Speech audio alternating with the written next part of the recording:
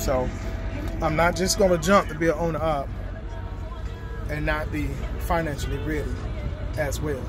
Because when you go to these other companies that you finna be an owner-op, remember, you ain't coming in one day and leaving the next day as being an owner-op. No. It's almost like a week process to a week and a half process that you ain't out there making no money. Yeah. Find out about the orientation. Find out all that particular stuff about when you go trying to be an owner-op. You just ain't coming up in there and just gonna be an owner-op. The next day you out with your truck making money. It could be a week and a half. It could be 2 weeks. And then if you're going out and you get your own truck before you go to that company, that process could take 2 to 3 weeks now. Getting your own truck. So you going back and forth, you're trying to get all this information, you ain't on the road yet, that means you're not working.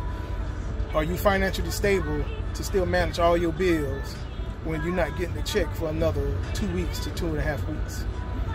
You got to think about all this stuff before you be an owner-op. All that stuff. It's a lot of stuff to think about instead of just saying that, okay, I'm finna go be an owner-op, I want my own business and all this other particular stuff. There's a lot of stuff that you go out there. Make some phone calls. Of course, take advice from other people. I'm taking all the advice that I can get.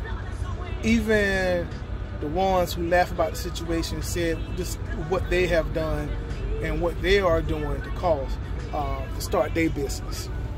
I take advice for them too. Now, I don't mean I'm going to do what they do because everybody's situation is different. And even the requirements to be an owner-op for these particular companies is different. Do you fit the requirements to be an owner-op for this particular company? Because they have requirements.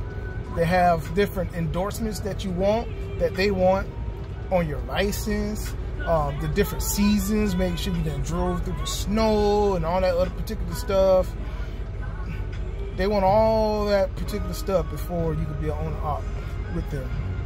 And then you have to find out where you stay at. Are they big in that area where you stay at? Because, like, I stay in Florida. So what if I had a video about hiring areas or different stuff? What if they don't have a yard in that area, some type of drop yard close to the area where you at? You going home on vacation, they want their trailer back. You got to drop the trailer off somewhere. So then when you come back, you got to go out and find a trailer. You know, so now you got to look at that.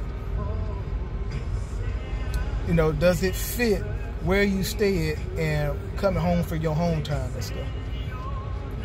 Personally, if I be an owner-op for a company, I want to be able to go home whenever I want to go home. I don't want any type of mandate where I still have to stay out for this how many days before I go home. No, if I got running my own business, don't tell me how long I got to stay out before I go home. Okay, I'm not finna do that. That's why the only way I was gonna be an owner-op for this company was if I could stay on the Dollar General account to where I'm still going home 3 to 4 nights a week, and I was still able to make the kind of money that I need to make. All right, that's one of the most important things. Trying to make the money that I need to make on a consistent basis, so that way I can still keep up my pay and my business is still making some money. And I can show to other people things that I'm doing that my business is making some money. So that's what I always do, man. You got to do your research. It has to work for me. It has to work for me. Other companies may work for you, but it may not work for the other person. Your ideas and the things that you went through may work for you, and that's how you did it, but everybody else is different. Everybody can't walk inside my shoes, you know? Not to say that I'm not listening to, I listen to a lot of people, man. I listen to the good comments, I listen to the bad comments, I think about them. When somebody says a thing, I do some research on certain things, and certain things will work, and certain things won't work. I try to tell people that, listen, when you're in the state of Florida, all right, ask any owner-operator that works load boards. They tell you that it's a lot of loads going into Florida, but not a lot of loads going out of Florida.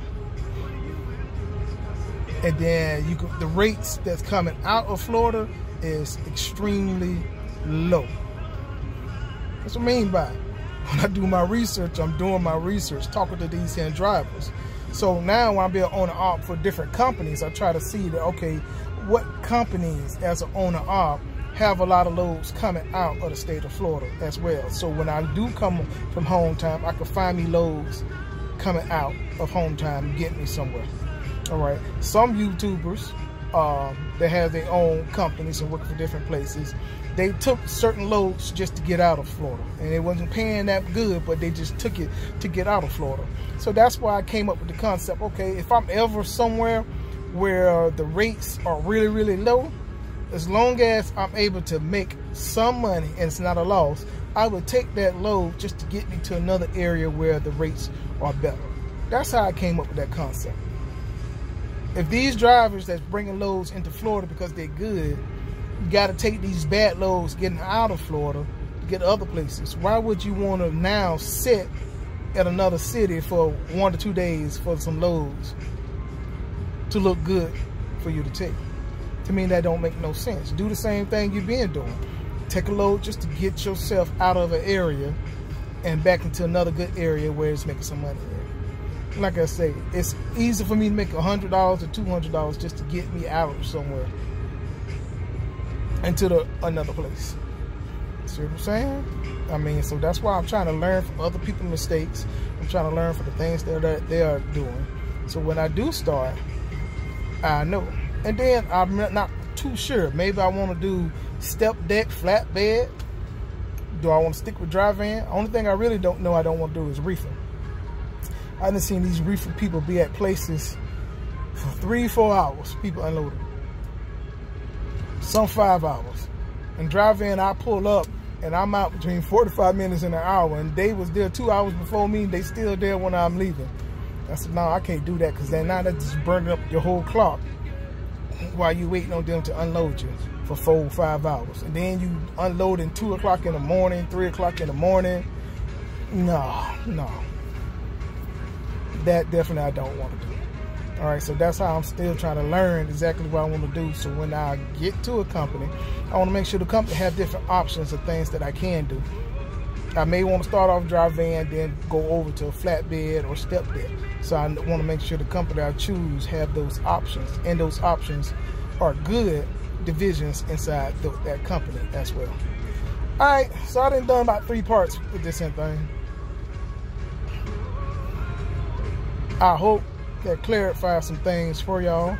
I hope that it made you think about really becoming an owner-op as well, and everything that goes into being an owner-op for some of y'all. All right, y'all stay blessed. I'll talk to y'all later.